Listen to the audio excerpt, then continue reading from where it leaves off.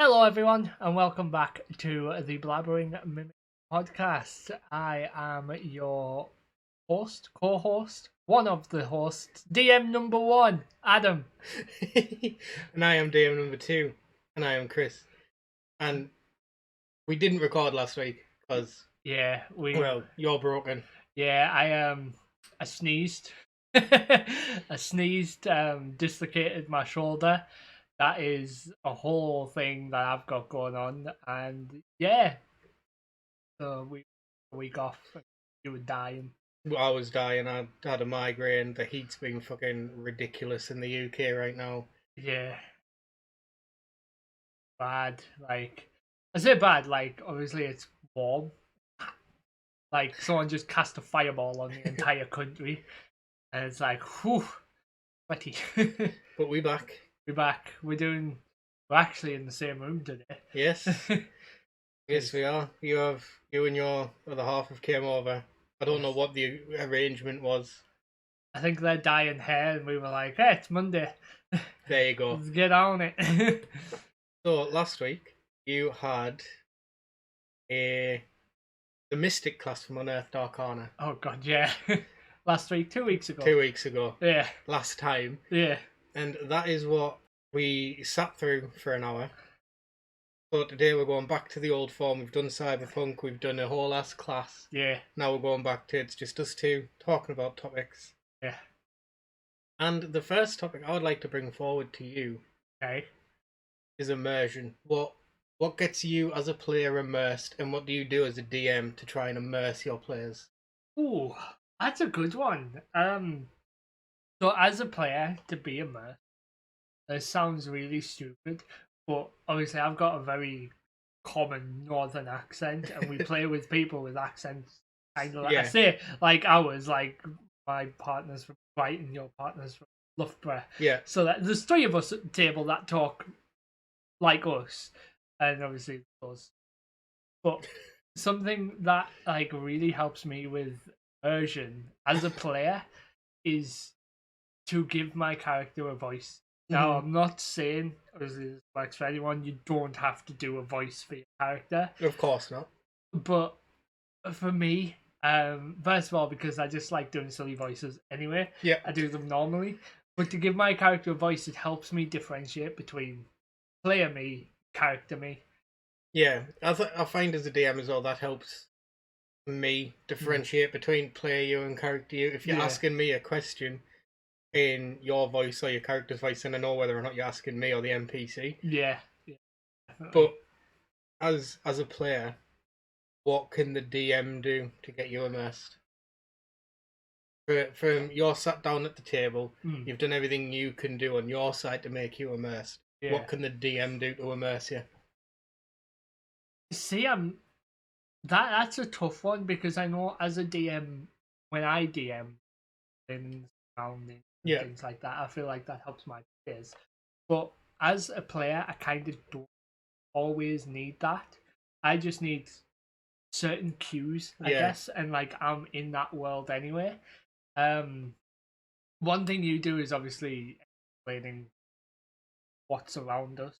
Yeah. And how the weather is, sort of thing. Like, that's something that you've done that does help me. But also visual aids like maps. Yes. And in combat miniatures, I cannot for the life of me do things in combat. I can in a one-on-one situation, because in a one-on-one situation all you're going to do is move the minis forward, and then they're just going to stand there. You're not moving them around. That is very fair. If it's you four at the table against like 6 or 7 NPCs, then I'm going to need minis. Yeah, definitely. I mean, speaking of which, obviously we did our last set, and I hunted down someone, and we didn't use minis on that because it was just me and chasing this person. So friendship. I was like, I'm out. I'm a monk. I can be out anytime I want. They ain't catching up to 135 foot around. But yeah, it is the things like that that help me. I say me personally, that those little things help me get immersed, and even just characters that the DM's doing. So one thing, like say, like you do a lot, is you change your body language depending on PC you're playing. Yeah, and that tends to be quite nice for me to be like, oh, we're talking to this person. I try to like say I try to embody the character that I'm currently role playing as, like as if I was acting. Yeah, because that's essentially what I'm doing. I'm acting as this character. I'm not just me putting on a voice. Let them know this character's demeanor, because then I can do visual cues, things like instead of going, oh, such and such shifts the body, I'll just shift my body in that way. Definitely, and that's or I can scowl and stuff like that. Yeah, that's something that as a player that certainly does help be like, right, okay, cool. I can see that you are physically showing that this character's uncomfortable. I don't need. I'm like uncomfortable, Yeah. you know, and that helps me. That helps me be. I mean, obviously sometimes they hint at anything like anything kind of voice or something like that. Because I know you're not big on NPC voices. Not as much as I used to be. Yeah. But that's just more of a I'm more out of my comfort zone because it's been a while. Yeah. So now that I'm coming back. But Definitely. once I've slotted more into it, then and found more voices, so I'm not giving 64 NPCs the same voice like you're walking around in Oblivion. The same Russian accent. What's your thoughts on music at the game table as well? Music helps. Obviously, I always forget when I'm running a game to put music on. Now, more so previously, now I'm very much trying to keep on top of it. You who did it for me, that put like music on, I was very much, oh, I feel like I'm in this setting, especially for like battles and boss battles, because we're video game nerds. Yes, we are. Boss battles have battle music, and you know stuff's getting real when the music starts having lyrics, and the lyrics are in Latin. So you know. But it's like you need that. For me, it helps set the scene because I can explain to my heart's content the room, the bad guy, what's happening. But the music during them lulls of the players going like, right, I'm trying to figure out what to do because they had a plan. Something's happened and that plan's no longer viable. Yeah, that music I find helps because it's filling the dead space. Definitely, yeah. It also helps give, like you said, the mood. Going back to like a game that we were doing this heist scene. Yeah, I say scene, this heist thing. We were trying to go rescue this person. We came up with this entire heist, and nobody felt the sense of urgency. So, if anyone listening has ever played a game called Persona 5, there's a thing in it where like you're now rushing to the very end of the maze, like you've unlocked everything, now you're rushing to the boss fight and play this music. It's heist music. It's fucking slapping. It does slap. And honestly, that when I put that on, everyone at the table, even people who, because it's only you and me that had played that game, everyone at the table was just like, oh, it's on now. And I wasn't even the DM at that point. I was just playing a level 20 wizard. But it's like that's the thing is I can play games without music, but I struggle. Like imagine watching a film and there's no soundtrack. Yeah, it kind of takes you out of it. But I think that's just. But it is all down to DM and play style. For me, the music really helps me get immersed as a player. Yeah. And I think I don't know because I've not asked anybody other than you. Yeah. But I think it helps the players get immersed as well. Big for me. I 100% think it's power. I think there's some good apps out there like rectify that do really help with that. So you're not even looking up stuff. So D&Dify is what I use. You can connect it to either your YouTube or Spotify. I choose Spotify. It gives you a list of genres. What's it called? So it's like tavern themes, things like that. And then you'll click on that and it'll play music from Spotify suited for a tavern, or out in the wilderness, or in combat. Speaking of out in the wilderness, it also did that thing all video games do, where there's a desert level and you click desert and the sitar music playing. I was like, oh, we're definitely in the desert here. But again, I think it does come down to obviously where of the generation where video games dominantly had that sort of thing, and that certainly helped. I mean, us when we play Cyberpunk, I've kind of got a better edge on it because for combat, I just use the Doom soundtrack. And with Cyberpunk, you can use actual music to an extent. Yeah. Because they have actual bands and stuff. Got to keep it. I tried to use unknown bands. Yeah. Keep it as immersive as possible. And if not, then yeah, sometimes a band will slip through the cracks, but it is what it is. Yeah. So for me, I find as a player being very descriptive, as well as having music helps. Yeah, definitely. And the other players being into it and role playing, and yeah, I find really helps. And we talk about them a lot, but Hanley, like when you were all so Hanley plays in the current campaign. He plays a goblin called Kaz, and he went into his room in the keep. He's just staying in the castle in the keep. Went into his room and there's teeth marks everywhere. Yeah, he's been biting everything in his room, and I find small little touches like that let you know. Yeah. Ever so slightly about his character, but also paints the picture of his room, because you've all stayed in like the same layout of a room. Just this one's got teeth marks. Yeah, it's in the bed, in the desk, in the door, in the floor. Yeah, definitely. It certainly does help.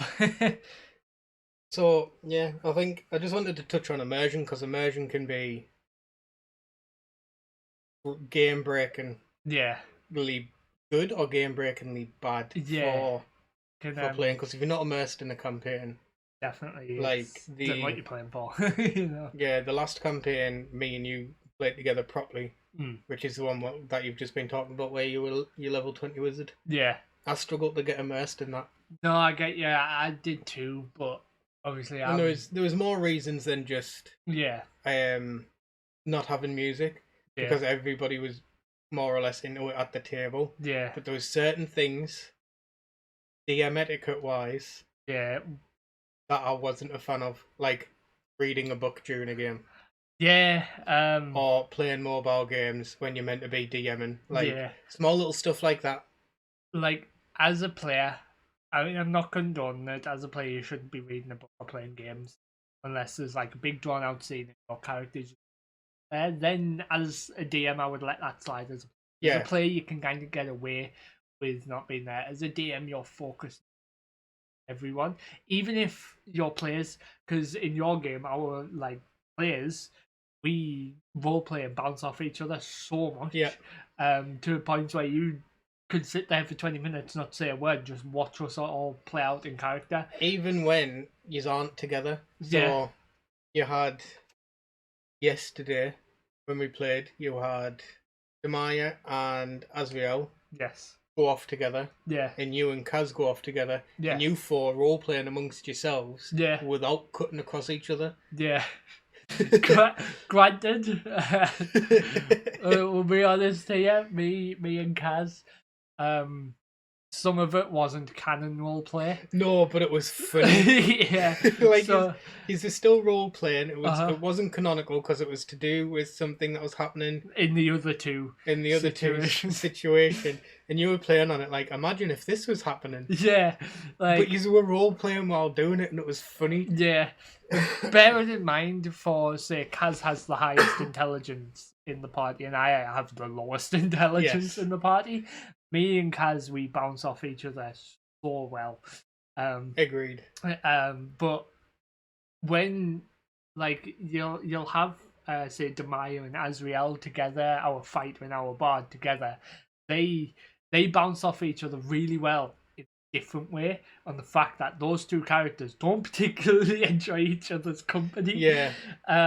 Whereas, like, obviously, my character Shen and Kaz, we bounce off each other in the fact that Kaz now has to look after this fucking idiot. Exactly. So it's like Kaz is looking after you, and then the other two it's just constant like little bickering. Yeah. And it's so good. So having the other players, like if you're trying to role play with someone, and they don't role play back, it makes it difficult. And not everybody's going to role play at the table. Some people can't. Some people aren't into are just uncomfortable doing it. So they'll say, my character Bob says this to you, which is fine. Yeah. But if you're trying to get immersed and you go into this big whole like speech to them, and then they go, Bob says okay. Yeah, it's like, well, it can take you out of it. So yeah, even just role playing is scary. yes, Role playing has always been scary. I think because I was obviously a performing arts student way back when, and obviously I did music and you done music and things. Performance kind of our thing, so we've always been somewhat okay with role playing. But for people who haven't done it, like, we get it. It's scary. I mean, even then, even as a musician, I don't want to get on stage. Yeah. I still get really nervous and feel sick before I get on stage, but I can do it. Yeah, and then as you're going on, the further through the set you get, the more comfortable you are. But the beauty of it is also, if you sat down, you're playing D&D, you're with friends. Ideally, yeah. But you're with friends, and you should always understand that, like, friends ain't gonna judge. It's a game at the end of the day. If your friends are gonna make fun of you for the way you role playing and the things, then that's are they really friends you want to play with? I mean, at this point, I think every session of D&D we've had, like the last 4 or 5, somebody's cried. Out of laughter. Yeah. It was you yesterday. Usually me, yeah. I can't remember what it was yesterday, but you were in tears laughing yesterday. I don't remember, but I know it's funny. I know one of the more memorable ones that I'd sit and laugh about to this day is the when I was I created like the Mask of Many Faces. And I was Bingles at that point. God rest Bingles. I know where this is going. And we were going to scout out a King's Speech, but obviously we were wanted in that part, like whole campaign built around thing. And I put the Mask of Many Faces on, and I was your stereotypical old homeless hag, and I couldn't finish resetting. He was explaining, he's like, old typical homeless hag, I've got like 3 teeth, the brown, my hair's all scraggly and falling out, and then he goes to say his boobs are hanging down past his knees, but he couldn't, and he's laughing so hard. Like he is now, and then just leans forward, leans into the group and just goes, I can't! Oh, it took me a while to recover from that as well. I think I gave myself an asthma attack laughing so hard. My goodness. But yeah, small things like that, and like having, I find having the group role play, music for me, and a very descriptive DM. Yeah. If I'm a player, helps. Yeah. I try to be as descriptive, but like I've specified before, I struggle a bit in that aspect. But even as a DM, like, you don't need to go in. You could just say there's 4 walls, shelf on them. Yeah, you know what I mean? 4 stone walls and a shelf. Yeah. I do want to kind of move on to another topic. I'm also like NPCs. Yeah. That aren't supposed to be big deals, but turn out to be big deals for the players. So like you always hear these stories, like the party goes into a tavern, you see a guy and he's broody and he clearly looks like the guy, and the party goes, yeah, who else is there? Like, I don't know, there's a goblin named Snorky. You know what I mean? The party's completely interested in them. Obviously, I tried to turn these NPCs that I come up with just for fun into, like, important NPCs, because obviously the party is clearly going to be... So, if we reference Critical Role for a second, Gilmore, yeah. Because I do recall Matt Mercer saying in like an interview or behind the scenes that Gilmore was a throwaway merchant that they all fell in love with. Yeah. Victor, the black powder merchant. Yes, yeah. I don't think there's any in my campaign as of yet. At the moment. That you have latched onto. No, not that we've met. I mean, Olin and Clopton. Clopton was kind of our own creation, though. Clopton was your creation, then you've abandoned it. Clopton was the horse that they bought, and then they've left somewhere. They've left in the city that you're about to go to war to, actually. Yeah. And you currently have a possible navy going to do a bombardment on the city. Yeah. yeah. And then because you left it there, you bought another horse which you named Clipton, and nobody has a fucking clue where Clipton's gone. Actually, out of like game wise, the party doesn't. Canon wise, me and you do. I can't remember where Clipton is. When we were doing the search for Greg, and Twen is able to find Steed and like gets that, we made it canon that is Clipton or Clopton. But we are currently not doing the search for Greg. We've moved on to Cyberpunk at the moment. Yeah, we may revisit this. We need to, because I need Greg back. Yes, because I fucking love Greg. We will get Greg back. But NPCs that do come out of nowhere, yeah, like just a throwaway NPC that sticks, are incredible. They're some of the best creations, I think. Yeah, definitely. I feel like I've had one. Jim. I love Jim. Jim is my New Zealand stone giant.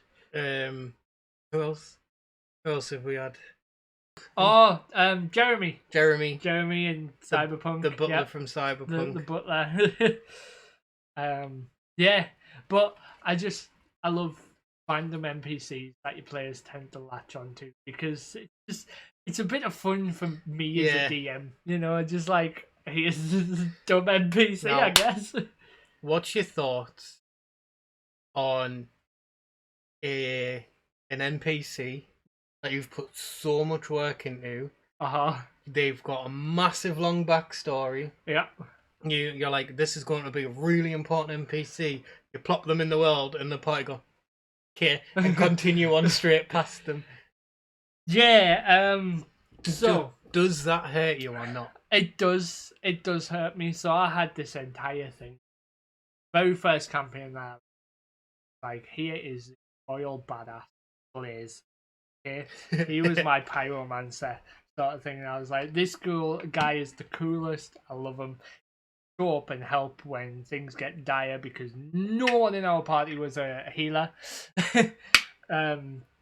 I mean, we had a paladin, but the paladin didn't really like anyone, so... What can I say? But then I had this whole thing where they managed to get to this church, and they were trying to... They killed people, and they stopped, like, a load of things. And the big bad evil guy shows up, Blaze is there, and the big bad evil guy kills him. And the party went, oh, that's a shame. Anyway, I was like, I put all this effort in. Screw you guys. This was my guy. So I then introduced Cordus. So I've got one in this current campaign. Alright. That you guys are currently ignoring. I've got more than one, but the others you're kind of like hanging around with and talking to. Yeah. Lilith, for example. Yeah. And then there's one that you are interacting with, but are just ignoring everything. So it's not like I'm not actually going like, here's a hint. Yeah. It's like they're around. You've spoken to them and stuff. They've been in certain situations with you, and then you're just like, okay, next mission, next quest. So here's my issue then. I can't even think of who that could be. You know? Like, I'm sat here like, is it Val? No, that's more linked to my backstory. It can't be one of the kings, surely. Yeah, I mean, you've just met all of them, really. Yeah. We did it properly, though. We had a war council. Like, yes. They were at the war council. Is it Jick's bodyguard? It might be. Okay, so it's Jick's bodyguard. But yeah, every time, like, I mean, Bingle's tried to try and Demaya that. Yeah. They had coitus. Yeah, that is something that keeps happening. But yeah, it's... Yeah, I've never really... I mean, my current character barely fucking who she is. Yes. So, there's a lot of backstory there as to, like, why she can't speak, which is being touched upon when Jick said always read your contracts. Yeah. And stuff like that. So, there's a whole world of backstory there as to why she is Jick's bodyguard. That is fair enough. I mean, normally, like, people would turn around and speak to her in the next game. But to be truthfully honest, I play the stupidest character who had a safe word. Well, not really a safe word. It was more like an anti-safe word of espionage. And if anyone, people said it a few times, and that just means she gets to start throwing hands. So yeah, so like, it's no big deal. Yeah. But I did work on the backstory for a little bit. Yeah. So when it got glazed over the first few times he's went there, I was like, well, I'll just put this in the bin. Screw me then, I'm alright. Yeah, no, I get that. That is completely being in a similar situation as I explained. It's part of the job. Sometimes you'll focus on the wrong things. Yeah. I gave them a backstory because when I was creating them, I liked them. Yeah. I was like, this is a character I would play. Yeah, definitely, and that I see that's an issue I have as well. I tend to put characters that I would into the game. Yeah. That I'm running. Then that means I can't play those characters in another game because obviously kind of synonymous with that campaign, especially with our group because it's quite small and it's quite like, oh yeah, I remember you from last time sort of thing. Whereas then I've got this stupid thing of coming up with characters that I play, apart from Bingles, because I do love Bingles, but I then come up with characters that I play that I struggle so hard to get attached to. Yeah. Sort of thing, and I'm like, oh, this is kind of just a throwaway moment. You do constantly. You haven't this campaign, but you're always coming up like, I've got a new character I want to play. Yeah. Even then, you're still sending me character ideas. Oh yeah, I mean, I'm always gonna come up with character ideas because like, so it's fun. I make them because I am a forever DM. It's very, very, very rare I'm a player. Yeah. And even the games I am a player in isn't D&D. Yeah. But I always make like characters I would like to play, but I try my hardest to not make them DMPCs. Yeah, definitely, and yeah, DMPCs can become a problem. I think in times they do help balance a fight. Yes, when needed. But it's different having like a DM take an NPC into combat with you. Yeah. As opposed to having a DMPC join the party. Yeah, who don't know everything because they are the DM's PC sort of thing. I don't think I'd like to run that. That sounds awful. Like, it does sound awkward and annoying. It's fun watching you guys struggle to figure out a puzzle, but having me there goes like, I know what the answer is. Yeah. And it's like, I can do this, do. And yeah. And again, DMPCs, if you go on Reddit, it's one of those massive horror stories that you'll see all the time. DMPCs can be done right. Yeah. But also, I'm very much against taking away agents. Taking away the spotlight from players. Like, you are running the game, let you play. Don't be that guy who's like, well, he is my paladin and he's going to tell you where you are going wrong and what to do. That thing is like, no, like, because that becomes a very sour situation. Because then as a player, you're going to sit there and go, well, why do I need to try when our Jimmy Bob over here is going to do it? Exactly. Like, that is why I always try to avoid it. Yeah. Because I like watching you guys try and figure it out. Yeah, and normally... Swatter, for example. That was you and me. Yeah, we never get to play games where we are players together. No. I feel that's a shame because we... The one time we did, we had a riddle, and I can't remember what the actual riddle was, but we thought the answer, like we were trying to figure out the answer, and the DM was like, for fuck... It starts with this, right? The answer starts with this. So me and you were like, Swatter? It's C, you idiots! Oh, that makes sense. That's what we basically got it. We said Swatter. Exactly. But I think at some point we need to sit down and play too, because you may excel stupid characters. Like we're Mick and Miak. Mick and Miak, yeah. The two dwarven bards who are twins. Yeah. But like I feel like playing a serious character for me is no fun. Yeah. Like, if I'm going to be a serious character, like, I've got to have so much depth to them, or it starts to feel so one-dimensional. I can play a serious character, and I can have fun doing it. Yeah. But sometimes, again, using Greg for example, because he was the last one, Yeah. running around just shouting carnival lines. Yeah. Exactly. Like, Kenku's a great idea. But, like, if I'm a serious character, like I say, I have to put time into the backstory. And I'll be truthfully honest, like I said previously, don't like putting too much of a backstory Yeah. sort of thing. So like with Shen, yeah, I've given you what, 2 paragraphs? I think so. But all in all, those 2 paragraphs just say was in gang, got kicked out when leader died. Yeah, pretty much. That is it, sort of thing, and it just comes. It's frustrating because the last time I played a serious character, I think I played called Theo, my Leonin cleric.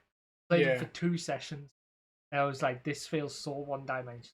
And then Bingles came in. And then Bingles was born, and he moved on to a different campaign. And now he's moved on again. Yeah, he's dead, but he will be back eventually. I think with Bingles, I'm probably going to bring him back for like level 20.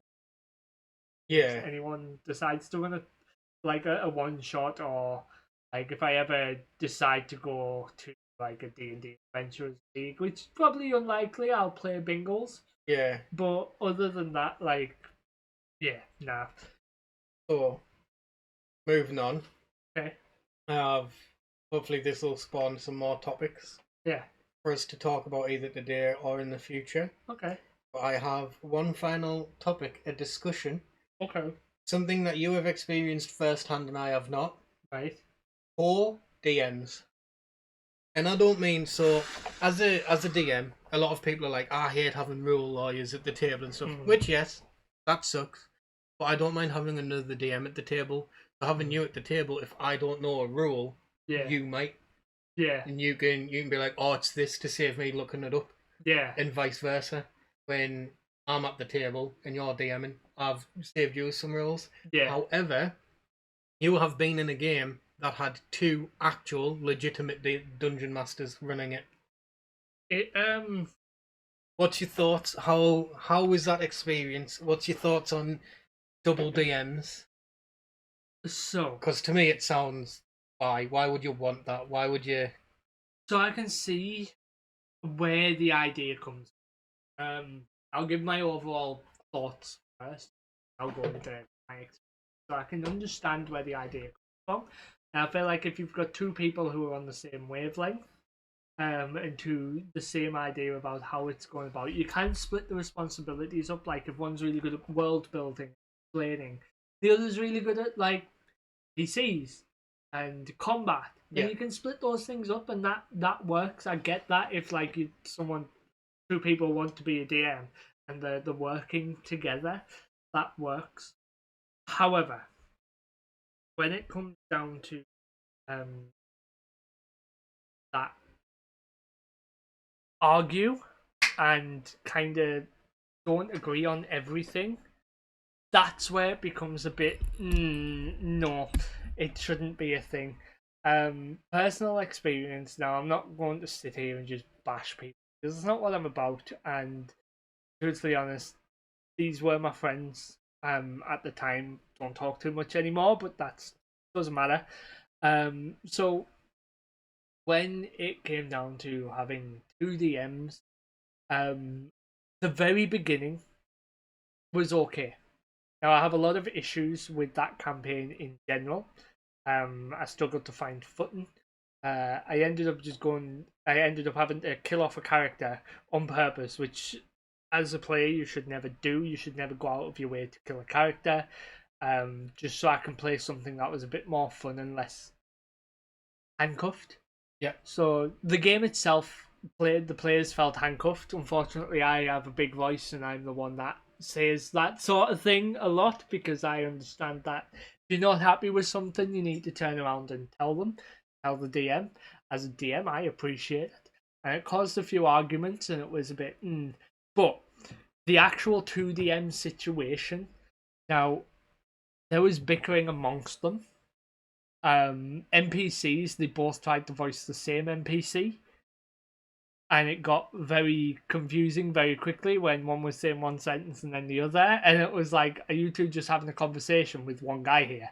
You know what I mean? Like, just pick one, stay with one. And I do feel like if it's an NPC, whoever voices that NPC should stay as that NPC, yeah, and it shouldn't swap, because then it's just going to get confusing. yeah, remain as that NPC first. And that game ran 3 sessions, and that's not because, like, obviously everyone couldn't show up. Everyone showed up. It got sour real quick.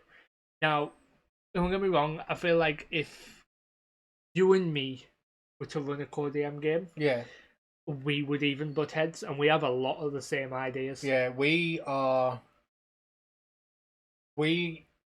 have grown up together for 28 years. Yeah. I don't think we've ever. I think the longest we've gone without like talking to each other is maybe like 2-3 months, Yeah.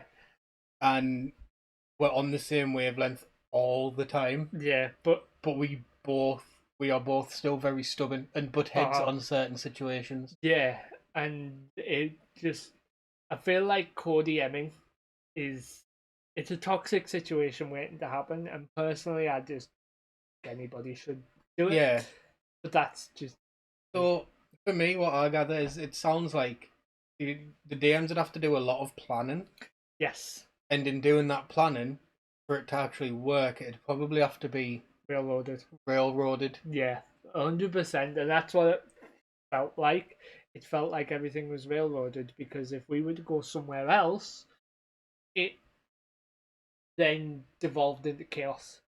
You know what I mean? Yeah. But I do recall me and you talking about this before, and you mentioning about how you couldn't sell anything. Yeah. Or buy anything. Couldn't buy anything, but I think that was just an issue with the game.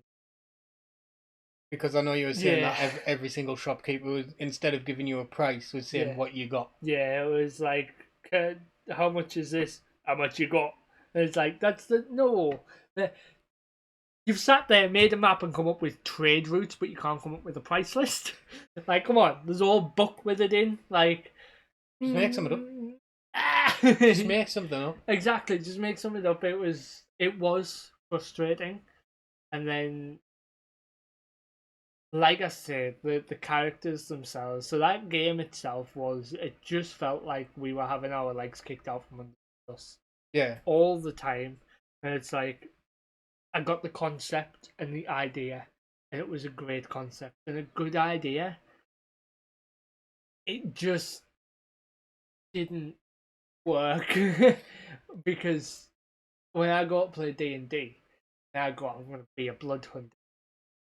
My character's name, and everyone calls him Ace. He's out there, he's hunting demons and things. And then I'm told that I don't know what I'm doing, I don't know how my powers work or anything like that. I'm like, but why let me come up with my backstory? Could you just pre-generate? I was like, why let me make all this stuff if you want to take it away? Yeah, and it was frustrating. I do recall my partner was in this campaign as well, I believe. For like one session. Not even that. But I know they made the character. Yeah. And then I'm pretty sure they changed everything about their character. Yeah. They said, okay, you don't have tattoos. Yeah. Because the tattoos don't exist in this world. You're not a druid anymore. You're this instead. And it's like, well, it's like, oh, why did you let me make my character? Which is to the point that I was so fed up because apparently my character didn't. And I was like, fine, whatever. But to kill this character, I think he got eaten by a wyvern. And I was like, I'm going to play.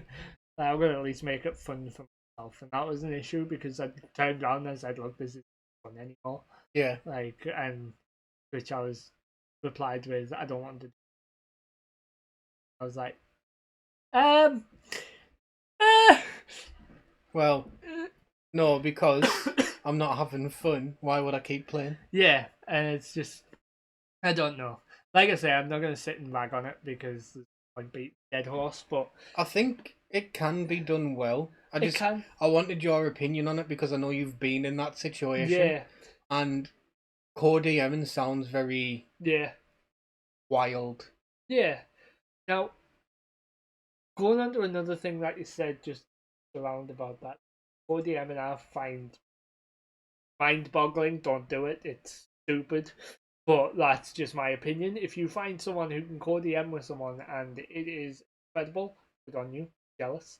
But I think when it comes down to it, it should be more like one is a sub DM, not a core DM. yes, yeah, definitely. 100%.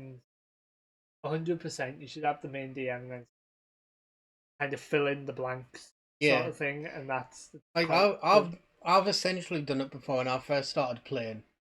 And you were running a campaign. Yeah.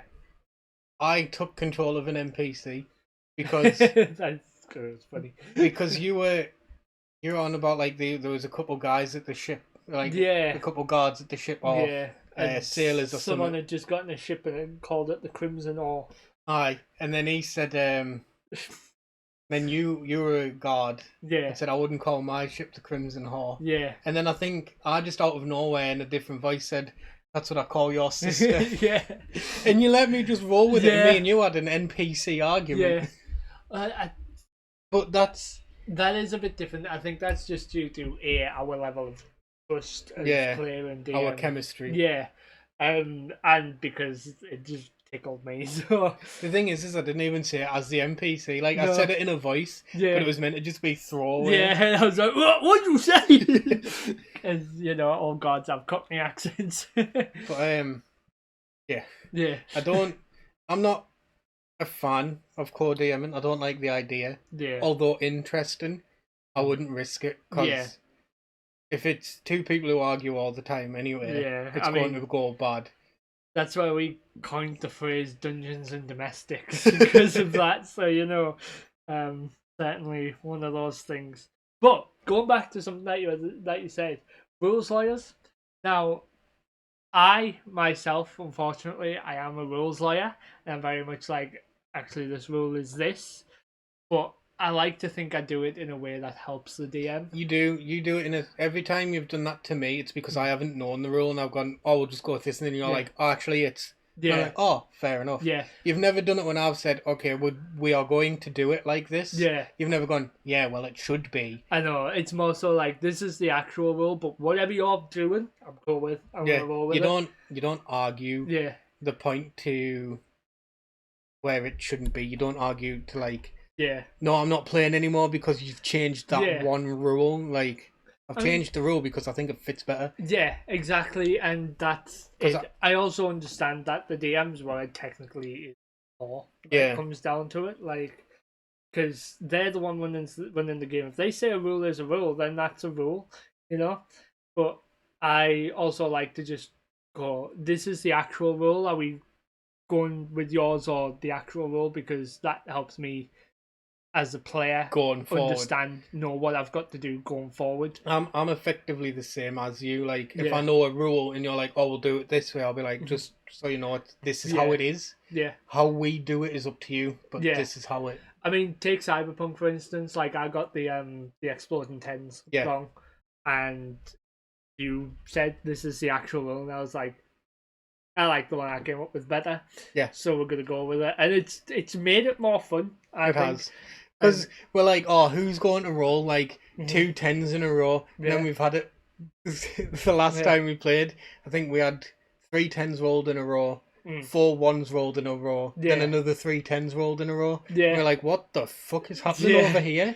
But it's also that sort of thing, like, I don't just do it to benefit me and our party, like when I bring up a roll.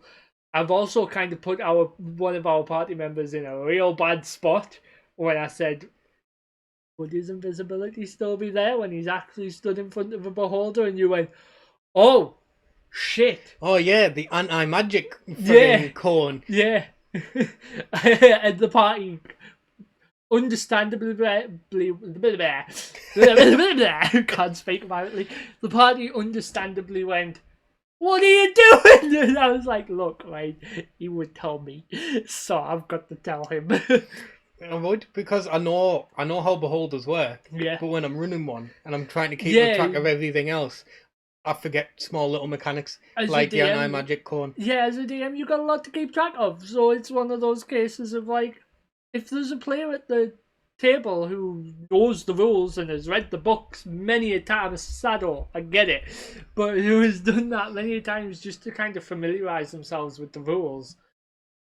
That's not a bad thing. And if you're one of those people and the DM doesn't know, and the DM forgets something, just drop it out there. Yeah. Just be like, hey, the Death Kiss actually does this when it's got you grabbed as well. Yeah. Or the Beholder has an anti-magic field in front of it, wherever it's looking.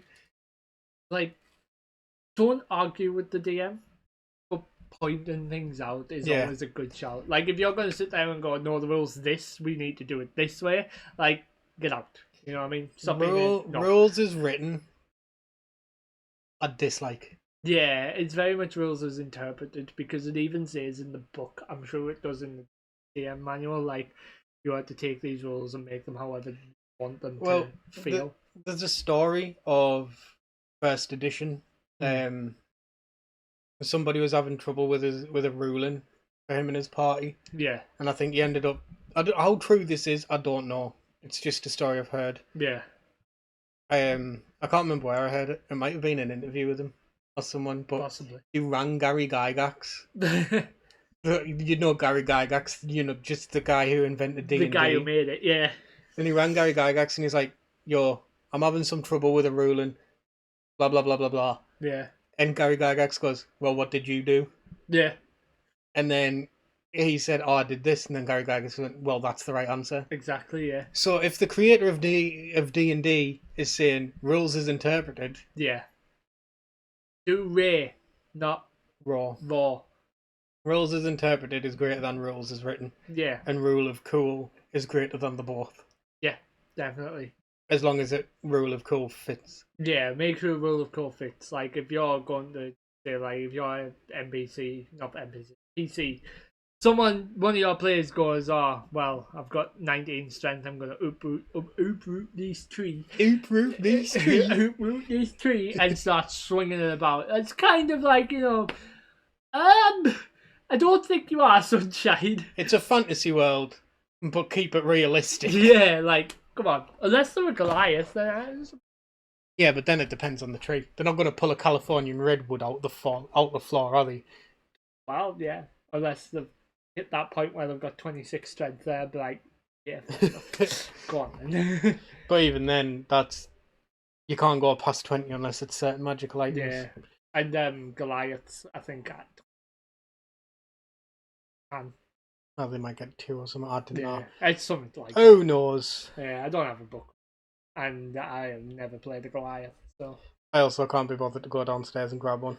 That's fair. I had another topic and I forgot it. Oh, you doof. It's gone. Crap. I suppose this is a good metaphor for being a DM, though, isn't it? Like when you kind of just lose track of things. It's hard. I mean, it happens. Like, yeah, it does. Like, especially if you're running a boss fight with the Beholder, and then you've got so many things because you've got layer actions, the eye. Yeah. Fucking, what is it, 9, 10 eye stalks? Yeah, and you've got to be like, oh, this one does this and this does that. And then like, you've got to keep track of the initiative. Yeah. It's hard to keep agency and everything, and then obviously you've got to make sure. I mean, there's been countless times where I've played a game or ran a game and someone has been missed off the initiative. Yeah. Like, always. But that's another thing, is like if somebody holds their action and then goes at a certain point, yeah, then you think when it gets to their turn, oh, they've already gone. Yeah. When it's not, it's their turn. They just went from the last round. Yeah, and it's like, oh, sorry, I forgot you. Now we've got to kind of shake things up a bit. So we'll do you. And then sometimes you go back to the person that you missed, and then you go back through the initiative order again. You're like, I have royally messed this up. I think at that point, I think sometimes it's okay. Usually, just re-roll with initiative. Usually what I've found is by the time you're forgetting somebody in initiative, yeah, the party has figured out the initiative. Yeah. So they're like, I was actually meant to go. It's me. You're like, okay, cool. And I guess that's why. So I always used to be like, initiative trackers are stupid. You don't need that. Write it down on pen and paper. Honest to God, if you can get initiative tracker, 100% get one, because then like the party can see who's going, and you're like, whoop, it's their turn, and then you can just kind of flick it or move it or whatever. Like, genius. Whoever came up with initiative trackers, genius. But since you can't remember the topic you had, Yeah, and it's going to be shorter episode than the others, yeah, but it is also 28 degrees in this room.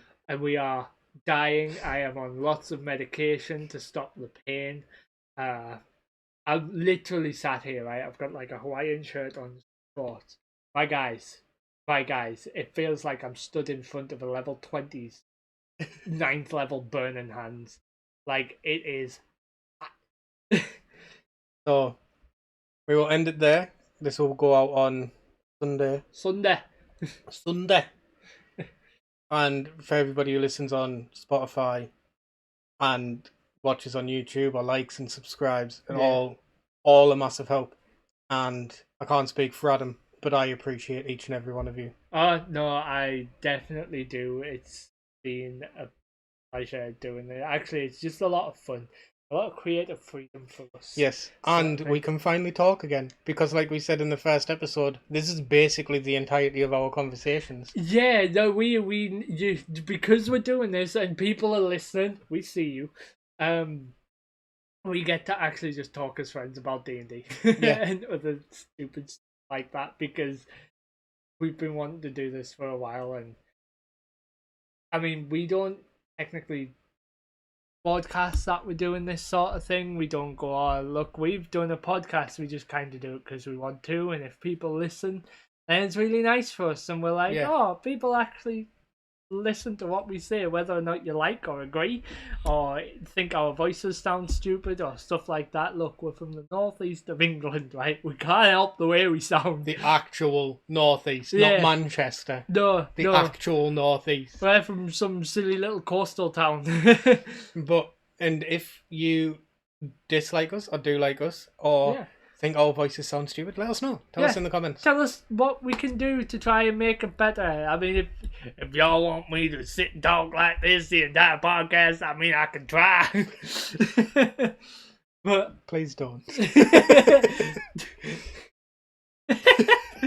Yes. But yeah, let's have a conversation, because we also like talking to other people too, as much as of an introverted we are. We'll talk about what we like, and we're game. If you disagree with some things that we say and you're like, no, rules lawyers should sit down and shut up, let's talk about it. You're like, I'm game. Bring a discussion to us. Let's have it. Yeah, and if there's anything that you want us to cover and talk about, we're by no means experts. We're just two idiots sat in a wet box talking about D&D. But combined of maybe like close to 10 years DM experience at this point. Yeah. So we're not experts. We're just people who have a hobby and would want to talk about this hobby and share this hobby with everybody else. So if you want to know our opinion on a certain aspect of this hobby, let us know, and we'll give you that opinion. And I know I call people names, but I'm not really. That's just how I am. Like, let's talk D&D. Oh, I got my other subject. Oh, you finally remembered. I remembered it. But that's for a different time. Right. Write it down so you don't forget. It down, yes. But until then, that subject shall remain a mystery. Yeah. And we will be back in a week. Been a pleasure. Bye.